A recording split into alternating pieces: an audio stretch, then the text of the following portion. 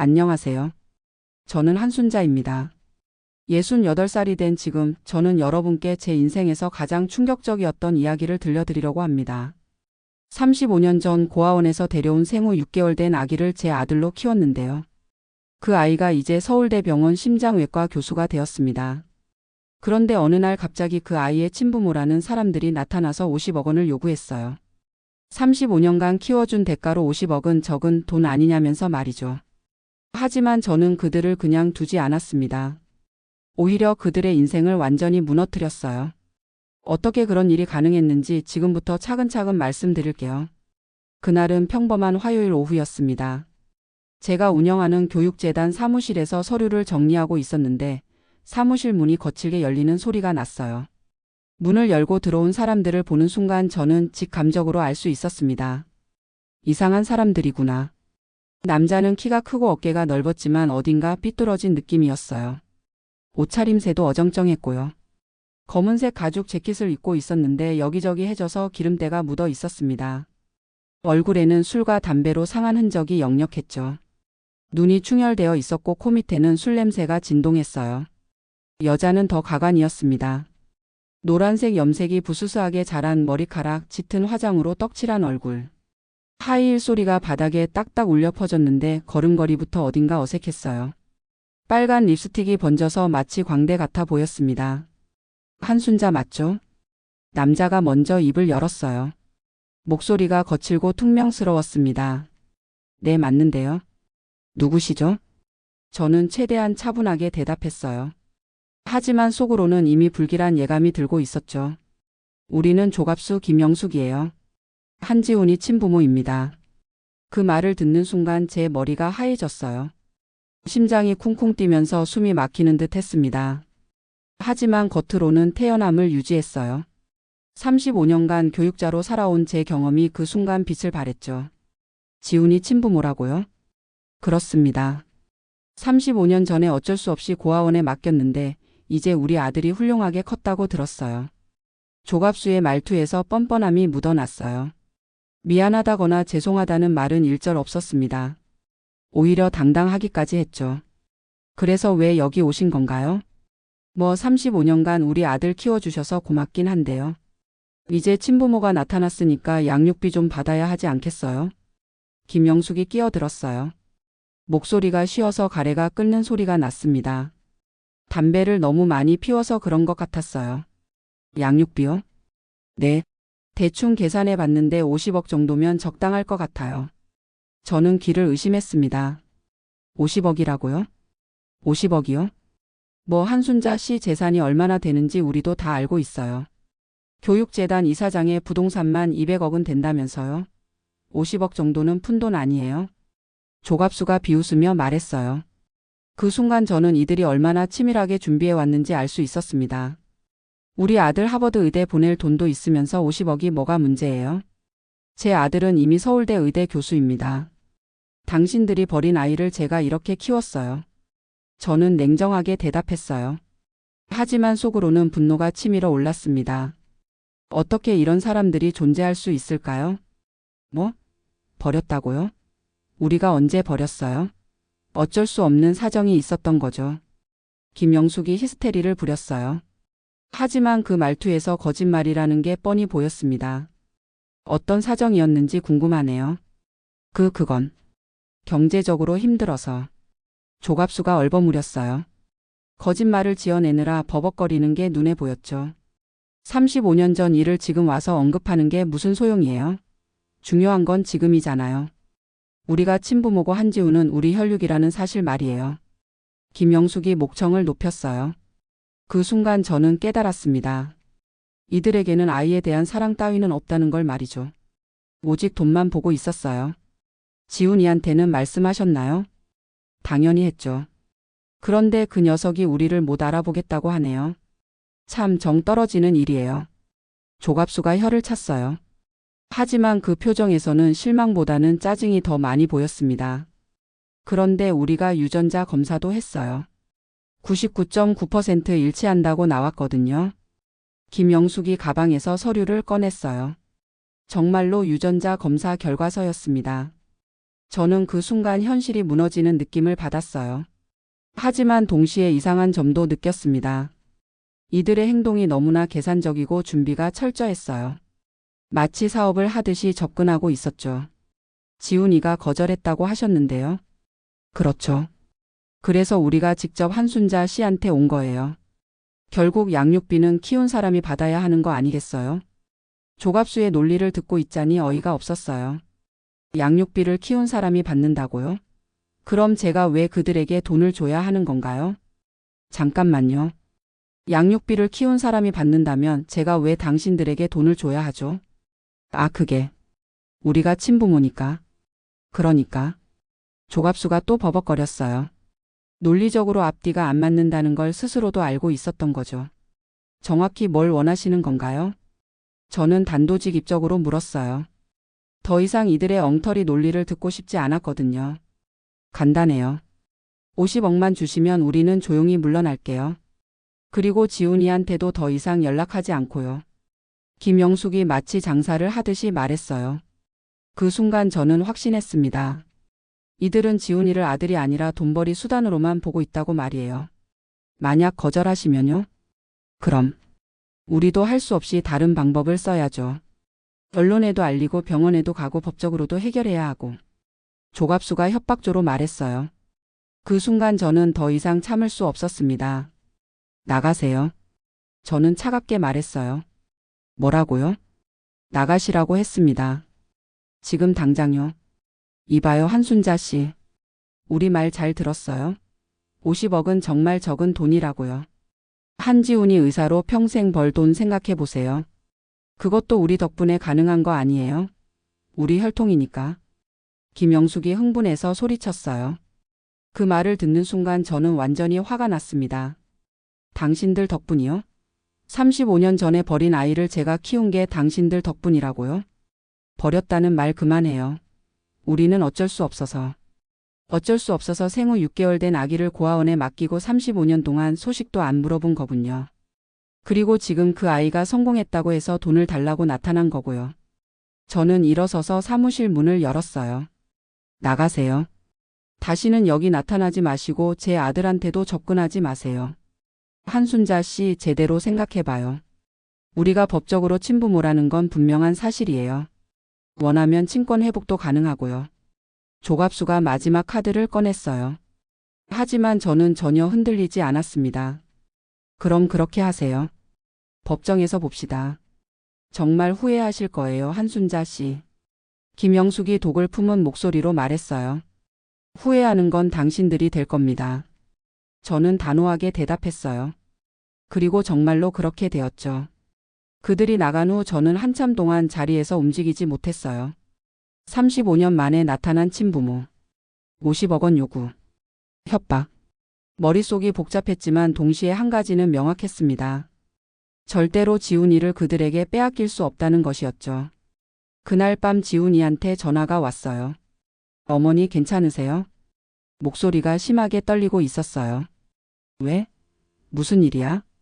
오늘 병원에 이상한 사람들이 와서 소란을 피웠어요. 자기들이 제 친부모라면서 제 가슴이 찢어지는 것 같았어요. 그들이 벌써 지훈이를 괴롭히기 시작한 거였죠. 어머니, 저는 어머니가 제 진짜 어머니예요. 다른 사람은 인정하지 않아요. 지훈이의 말에서 흔들림이 느껴졌어요.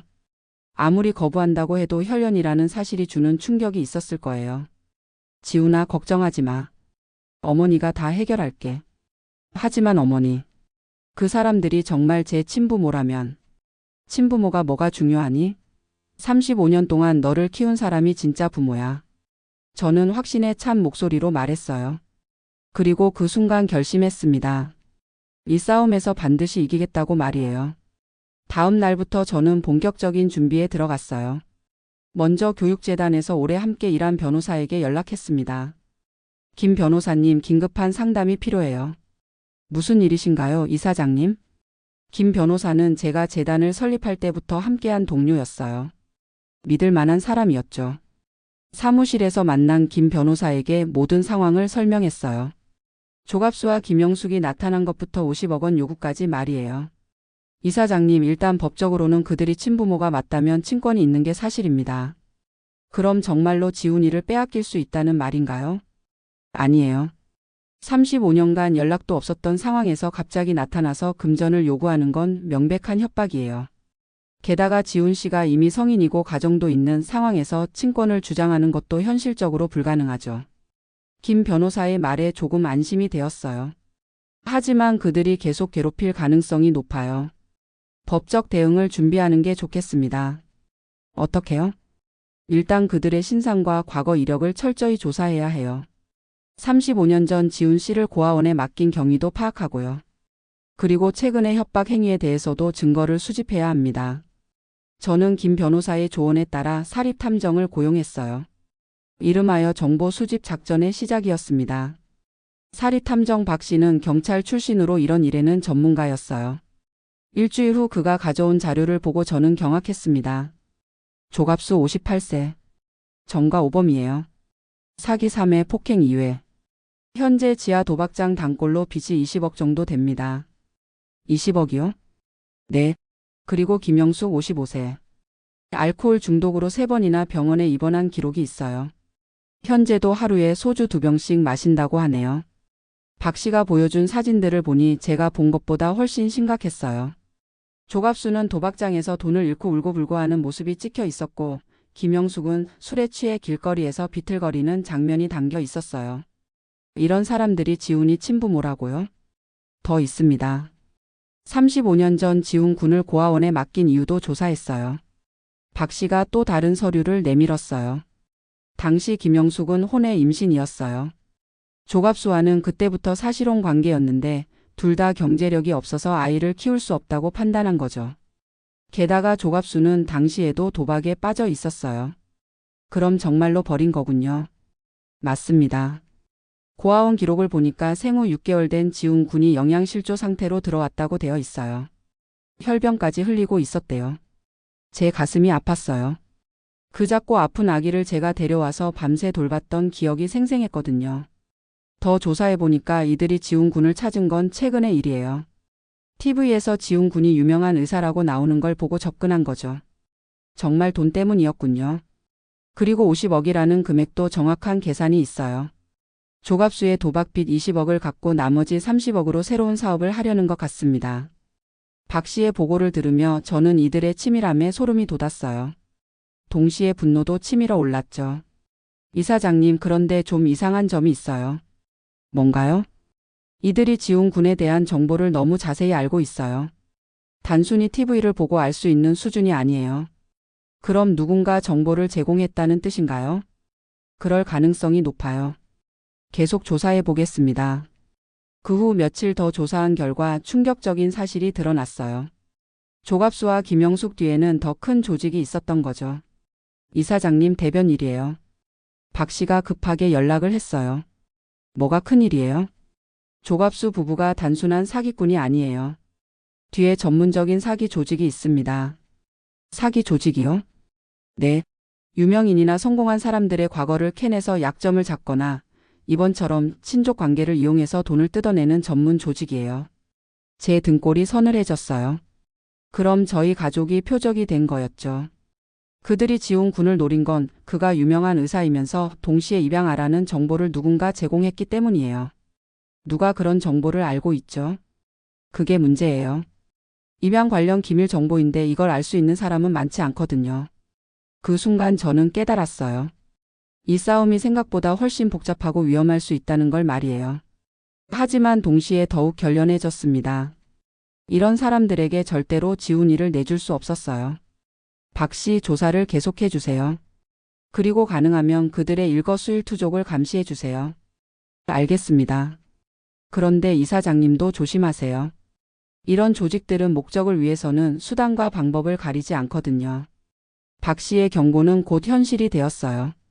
다음 날 아침 지훈이한테서 다급한 전화가 왔어요. 어머니, 큰일 났어요. 왜? 무슨 일이야? 그 사람들이 아이들 학교까지 찾아갔어요. 제 머릿속이 하얘졌어요. 7살, 5살 된 손녀들까지 건드린 거였죠. 선생님이 연락하셨는데 교문 앞에서 할아버지, 할머니가 왔다면서 아이들을 부르더래요. 다행히 선생님들이 막았지만 제 손이 부들부들 떨렸어요. 아이들까지 무서워했을 생각을 하니 견딜 수가 없었어요.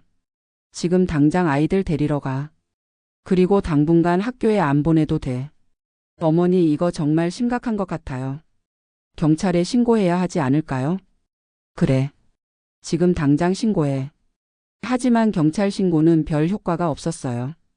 친부모라는 명분으로 손자들을 보고 싶어서 그랬다고 우기니까 경찰도 뾰족한 수가 없었죠. 그날 저녁 조갑수한테서 직접 전화가 왔어요. 한순자 씨 생각 바꿨어요. 뭐라고요? 우리 손자들 정말 예쁘더라고요. 특히 큰애가 지훈이 어릴 때랑 똑같이 생겼어요. 그 말에 제 이성의 끈이 끊어질 것 같았어요. 당신들이 감히 제 손자들한테. 손자요? 우리 손자들 말이에요. 조갑수가 비웃었어요. 생각해봐요, 한순자 씨. 50억이면 모든 게 조용히 끝나요. 아니면 계속 이런 식으로. 저는 전화를 끊어버렸어요. 하지만 그들의 협박은 그것으로 끝나지 않았습니다. 다음 날 교육재단 앞에는 현수막이 걸려 있었어요. 혈육을 돈으로 산 악녀 한순자 규탄한다. 그리고 확성기로 떠들어대는 사람들이 있었죠. 입양이라는 미명으로 아이를 사고 팔았다. 친부모의 권리를 돈으로 짓밟는 악녀. 재단 직원들과 방문자들이 모두 쳐다보고 있었어요. 제 얼굴이 화끈거렸습니다. 하지만 그보다 더 충격적인 건 그 다음이었어요. 저녁 뉴스에서 재벌가 불법 입양 의혹이라는 제목으로 보도가 나온 거였죠. 교육재단을 운영하는 한모 씨가 35년 전 불법적으로 입양한 아동을 이용해 재산을 축적했다는 의혹이 제기되고 있습니다. 뉴스를 보는 순간 저는 이들이 얼마나 치밀하게 준비했는지 알 수 있었어요. 언론까지 이용하고 있었던 거죠. 전화벨이 미친 듯이 울렸어요. 기자들이었죠. 한순자 이사장님, 불법 입양 의혹에 대해 어떻게 생각하세요? 친부모가 양육비를 요구하는 것에 대해서는 어떤 입장이세요? 저는 모든 전화를 끊었어요. 이런 식으로는 안 되겠다 싶었죠. 그날 밤 저는 중대한 결심을 했습니다. 이제 방어만으로는 안 되겠다. 공격으로 전환해야 할 때였어요. 다음 날 아침 김 변호사를 불렀어요. 변호사님, 이제 본격적으로 맞서 싸울 거예요. 어떻게 하실 생각이세요? 저들이 범죄를 저질렀으니까 그에 대한 대가를 치르게 할 거예요. 무슨 범죄 말이에요? 협박죄, 명예훼손죄, 업무방해죄, 그리고 아동학대죄까지. 김 변호사의 눈이 반짝였어요. 증거가 있나요? 지금부터 만들 거예요. 저는 본격적인 반격 작전에 들어갔어요. 먼저 조갑수 부부의 모든 행동을 녹음하고 촬영하도록 했습니다. 그리고 박사립 탐정에게 더 구체적인 증거 수집을 지시했어요. 박 씨, 이제 방어가 아니라 공격으로 나갈 거예요. 어떻게 하실 건가요? 저들의 모든 약점을 파헤쳐서 무력화시킬 거예요. 특히 뒤에 있는 사기 조직까지 모두 잡아야 해요. 박 씨는 이해했다는 듯 고개를 끄덕였어요. 그 후 일주일 동안 저는 35년간 쌓아온 모든 인맥을 동원했습니다. 교육계, 법조계, 언론계까지 말이에요. 먼저 지훈이가 다녔던 고아원 원장님을 만났어요. 박 원장님은 이미 80세가 넘으셨지만 기억이 생생했습니다. 아, 지훈이 말이지요. 그 아이가 들어왔을 때를 어떻게 잊을 수 있겠어요. 어떤 상태였나요? 정말 심각했어요. 영양실조에 혈변까지 흘리고 있었거든요. 순자 선생님이 아니었다면 그 아이는 살지 못했을 거예요. 박 원장님의 증언을 녹음했어요. 그때 친부모라는 사람들은 어땠나요? 한 번도 면회를 오지 않았어요. 아이를 맡기고 나서는 연락도 끊어버렸죠. 순자 선생님이 입양하겠다고 했을 때 얼마나 다행인지 몰랐어요. 다음으로는 지훈이 초등학교 담임 선생님을 찾아갔어요. 이미 퇴직하셨지만 역시 기억하고 계셨습니다. 지훈이요? 물론 기억해요. 참 모범적인 아이였어요. 어머니가 정말 잘 키우셨더라고요. 혹시 그때 친부모라는 사람들이 나타난 적이 있나요? 한 번도 없었어요. 항상 한순자 선생님만 오셨죠. 학부모 회의에도 운동회에도 졸업식에도. 저는 계속해서 지훈이와 관련된 모든 사람들을 만났어요. 중학교, 고등학교 선생님들, 의대 동기들, 병원 동료들까지 말이에요. 모든 사람이 같은 증언을 했습니다. 35년 동안 조갑수와 김영숙은 한 번도 나타난 적이 없다고 말이에요. 한편으로는 조갑수 부부의 과거 행적도 더 깊이 파헤쳤어요. 박사리 탐정이 가져온 자료는 정말 충격적이었습니다. 이사장님, 조갑수가 과거에 이런 사기를 여러 번 쳤어요. 어떤 사기요? 유명인이나 성공한 사람의 친척이라고 속여서 돈을 뜯어낸 거죠. 10년 전에는 어떤 연예인의 사촌이라고 하면서 5억을 받아냈고요. 정말 전문 사기꾼이군요. 김영숙도 마찬가지예요. 부잣집 며느리였다고 거짓말해서 여러 사람들을 속였어요. 특히 알코올에 취해서 행패를 부리는 게 일상이었다고 하네요. 박 씨가 보여준 사진들 중에는 김영숙이 술집에서 소란을 피우다가 경찰에 끌려가는 장면도 있었어요. 그리고 가장 중요한 정보를 찾았어요. 뭔가요?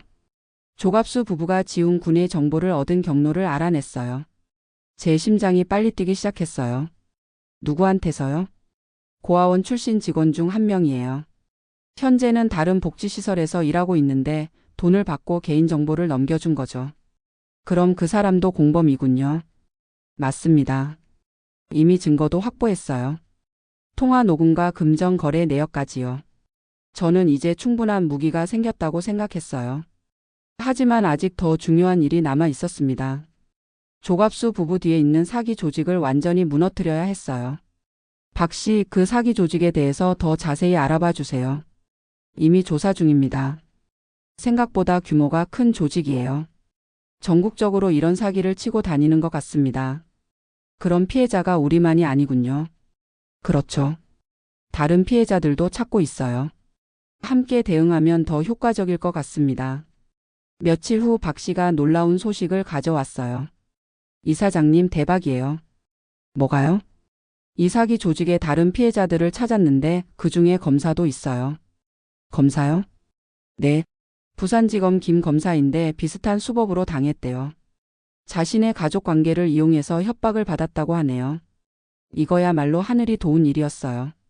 김 검사와 연락을 취했고 그분도 이 문제를 해결하는 데 적극적으로 협조하겠다고 했습니다. 한 이사장님, 이런 조직들은 반드시 처벌받아야 해요. 법의 사각지대를 이용해서 무고한 사람들을 괴롭히는 건 용서할 수 없습니다. 김 검사의 도움으로 수사기관과의 협조도 원활해졌어요. 이제 본격적인 반격이 시작될 때였습니다. 그런데 조갑수 부부도 가만히 있지 않았어요. 제가 움직이고 있다는 걸 눈치챈 모양이었죠.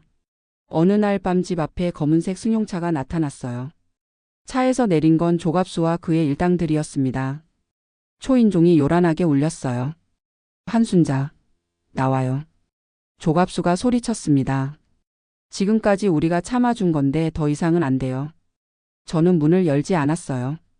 대신 이미 준비해둔 녹음기를 켰죠. 문 안 열면 부숴버릴 거예요. 쿵쿵거리는 소리가 났어요. 정말로 문을 부수려고 하는 것 같았어요. 저는 즉시 경찰에 신고했습니다. 지금 집에 침입하려는 사람들이 있어요. 경찰이 도착했을 때 조갑수 일당은 이미 사라진 후였어요. 하지만 CCTV에 모든 게 녹화되어 있었죠. 다음 날 조갑수한테서 또 전화가 왔어요. 한순자 씨, 경찰 부른 거 보니까 정말 끝까지 가려고 하는군요. 당연하죠. 그럼 우리도 더 이상 참지 않을 거예요. 지훈이 병원에 매일 찾아갈 거고 아이들 학교에도 계속 갈 거예요. 해보세요. 저는 담담하게 대답했어요. 이미 모든 준비가 끝났거든요. 그리고 언론에도 더 큰 이야기를 줄 거예요. 한순자가 어떻게 돈으로 아이를 샀는지 말이에요. 거짓말하지 마세요. 거짓말이요? 입양비를 주고 아이를 산 게 거짓말이에요? 조갑수가 비웃었어요. 35년 전 고아원에 기부금을 낸 건 맞지만 그게 아이를 사는 돈은 아니었어요. 누가 믿겠어요? 어쨌든 돈을 주고 아이를 가져간 거 아니에요? 이 사람은 정말 논리라는 게 없었어요. 조갑수 씨, 마지막으로 경고할게요. 더 이상 제 가족들을 괴롭히지 마세요. 아니면 어쩔 건데요? 후회하게 될 거예요. 아, 우리가 뭘 후회해요? 우리는 친부모고 법적으로도 권리가 있다고요. 그 순간 저는 확신했어요. 이들에게는 더 이상 자비가 필요 없다고 말이에요. 전화를 끊고 즉시 김 변호사에게 연락했습니다. 변호사님, 이제 시작합시다. 어떻게 하실 건가요? 모든 증거를 검찰에 제출하고 고발장을 접수할 거예요. 그리고 언론에도 진실을 공개하고요. 알겠습니다. 준비하겠습니다. 다음 날부터 저는 본격적인 공격에 나섰어요.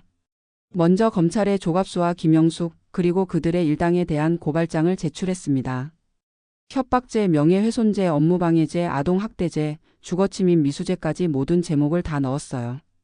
동시에 주요 언론사 기자들에게 연락했습니다. 기자님, 독점 특종 하나 드릴게요. 어떤 특종인가요? 가짜 친부모들이 입양 가정을 상대로 벌인 50억 원 협박 사건이에요. 기자들의 반응은 즉각적이었어요. 이런 사건은 사회적으로 큰 파장을 일으킬 만한 이슈였거든요. 저는 모든 증거를 언론에 공개했어요. 조갑수의 전과 기록, 김영숙의 알코올 중독 이력, 35년간 지훈이에게 관심도 없었던 사실, 그리고 최근의 협박 행위까지 모든 것을 말이에요. 며칠 후 전국 모든 신문과 방송에서 이 사건이 대대적으로 보도되었습니다. 가짜 친부모의 50억 협박 실태. 35년 만에 나타나 돈 요구한 파렴치한 부모들. 입양 가정을 상대로 한 새로운 유형의 사기. 조갑수와 김영숙의 사진과 실명까지 모두 공개되었어요. 그들의 과거 행적과 현재 상황까지 적나라하게 드러났죠. 여론은 완전히 저희 편이었어요. 이런 사람들이 어떻게 부모라고 할 수 있나요? 35년 동안 버려두고 지금 와서 돈 달라니 정말 후안무치하네요. 진짜 부모는 키운 사람이죠. 온라인 댓글들도 모두 조갑수 부부를 비판하는 내용이었어요. 그러자 조갑수한테서 다급한 전화가 왔어요. 한순자 씨, 이게 뭐예요? 왜 언론에까지? 당신들이 먼저 언론을 이용했잖아요. 그건. 우리는 진실을 알리려고 한 거였어요. 저도 진실을 알린 것뿐이에요. 이러면 우리가 어떻게 살아요? 동네에서 손가락질 받고. 그건 당신들이 알아서 하세요. 한순자 씨, 우리 잘못했어요. 이제 그만하고 조용히 끝내요. 조갑수의 목소리에서 처음으로 약함이 느껴졌어요. 이미 늦었어요. 뭐라고요? 검찰에 고발도 했고 수사도 시작됐어요. 이제 법정에서 결판 날 일이에요. 한순자 씨, 제발. 저는 전화를 끊었어요. 며칠 후 조갑수와 김영숙이 경찰에 체포되었다는 소식을 들었어요. 협박죄와 명예훼손죄 혐의였죠. 뉴스에서 조갑수가 수갑을 차고 끌려가는 모습이 나왔어요. 내가 친아버지라고. 친아버지. 조갑수가 소리치고 있었지만 기자들은 냉정했어요. 35년 전에는 왜 버렸습니까? 돈이 목적이었던 거 아닙니까? 다른 피해자도 있다는데 사실인가요? 조갑수는 아무 대답도 하지 못했어요. 김영숙도 마찬가지였어요. 술에 취한 상태로 체포되어서 제대로 말도 못하고 있었죠. 그들과 함께 사기 조직의 다른 멤버들도 모두 검거되었어요. 전국적으로 이런 사기를 치고 다닌 대규모 조직이었던 거죠. 재판이 시작되었을 때 법정은 기자들과 방청객들로 가득 찼어요. 사회적 관심이 그만큼 컸던 거죠. 검사가 기소장을 읽을 때 조갑수와 김영숙의 제목은 정말 많았어요. 협박죄, 명예훼손죄, 업무방해죄, 아동학대죄, 사기죄까지.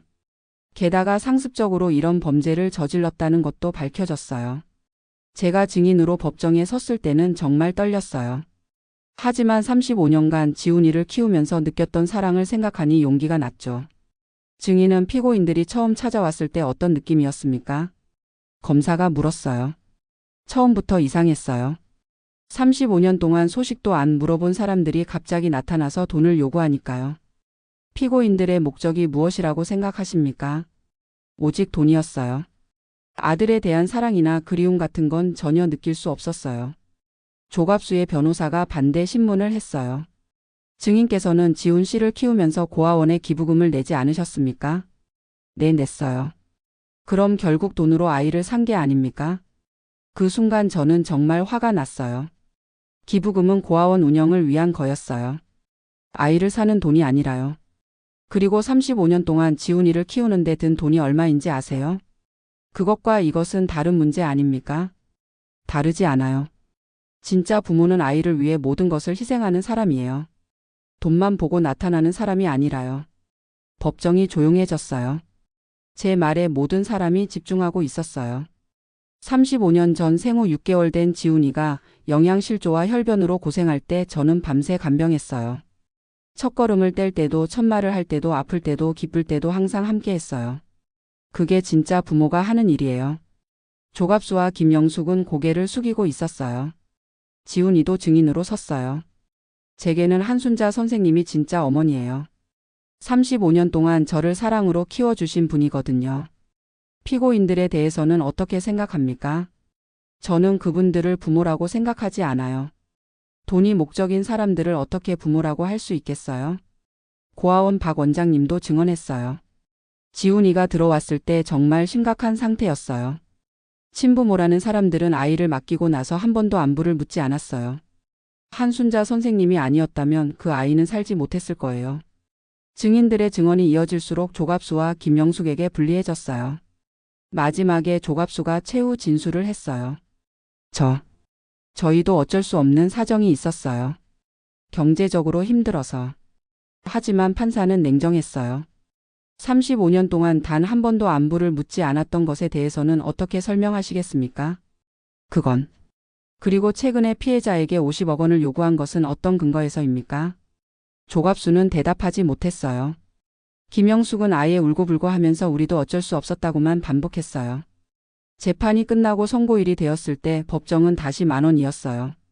판사가 선고문을 읽기 시작했어요. 피고인 조갑수 김영숙은 혈연관계라는 이유로 35년간의 사랑과 헌신을 무시하고 금전적 이익만을 취하려 한 악질적 행위를 저질렀습니다. 특히 미성년자인 피해자의 자녀들까지 협박한 것은 용서할 수 없는 범죄입니다. 따라서 피고인 조갑수에게는 징역 3년을, 피고인 김영숙에게는 징역 2년을 선고합니다. 조갑수와 김영숙은 망연자실한 표정이었어요. 설마 실형을 받을 줄은 몰랐던 것 같았어요. 또한 피고인들의 친권은 박탈하며 피해자에 대한 모든 권리를 상실합니다. 이 말을 듣는 순간 저는 정말 안도했어요. 이제 완전히 끝난 거였죠. 법정을 나오는데 기자들이 몰려들었어요. 한 이사장님, 소감이 어떠세요? 진실이 밝혀져서 다행이에요. 무엇보다 제 아들과 손자들이 더 이상 괴롭힘을 당하지 않게 되어서 기뻐요. 앞으로 계획은 어떻게 되세요? 이번 일을 계기로 입양가정지원재단을 만들 생각이에요. 저희 같은 일을 당하는 가정이 더 이상 없도록 말이에요. 그 후 조갑수와 김영숙은 감옥에 갔고 그들의 사기 조직도 완전히 해체되었어요. 다른 피해자들도 모두 구제받을 수 있었죠. 몇 달 후 조갑수가 감옥에서 편지를 보내왔어요. 한순자 씨, 정말 미안합니다. 우리가 너무 욕심을 부렸어요. 지훈이가 이렇게 훌륭하게 큰 건 모두 선생님 덕분이에요. 하지만 저는 그 편지를 읽지 않고 버렸어요. 이미 너무 늦었거든요. 그 대신 입양가정지원재단 설립에 온 힘을 쏟았어요. 이런 일이 다시는 일어나지 않도록 하는 게 제 사명이라고 생각했거든요. 재단 개소식 날 많은 입양가정들이 참석했어요. 모두들 저희 이야기를 듣고 용기를 얻었다고 했어요. 혈연보다 사랑이 더 소중합니다. 제가 연설을 마치자 모든 사람이 기립박수를 보내주었어요. 지훈이도 무대에 올라와서 말했어요. 어머니가 제 진짜 어머니입니다. 35년 동안 저를 사랑으로 키워주신 분이 제 진짜 어머니예요. 그날 밤 우리 가족은 오랜만에 모두 모여서 식사를 했어요. 지훈이와 며느리 그리고 두 손녀까지 말이에요. 7살 된 큰 손녀가 제게 말했어요. 할머니, 그 나쁜 사람들 다시 안 와요? 안 와. 할머니가 다 해결했어. 할머니가 진짜 할머니죠? 그럼 할머니가 너희들의 진짜 할머니야. 아이의 천진한 말에 모든 어른들이 웃었어요. 며느리가 제 손을 잡으며 말했어요. 어머니 정말 고생 많으셨어요. 어머니가 아니었다면 우리 가족이 어떻게 되었을지. 가족이니까 당연한 일을 한 거야.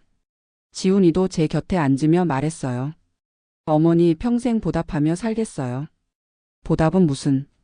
내가 건강하고 행복하게 사는 게 최고의 보답이야. 그렇게 우리는 다시 평범하고 행복한 일상으로 돌아갔어요.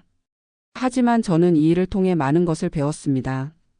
진정한 가족의 의미가 무엇인지, 그리고 사랑이 혈연보다 얼마나 강한지를 말이에요. 조갑수와 김영숙 같은 사람들은 평생 이해하지 못할 거예요. 가족이란 단순히 피가 섞인 관계가 아니라 사랑과 헌신으로 만들어지는 거라는 걸 말이에요.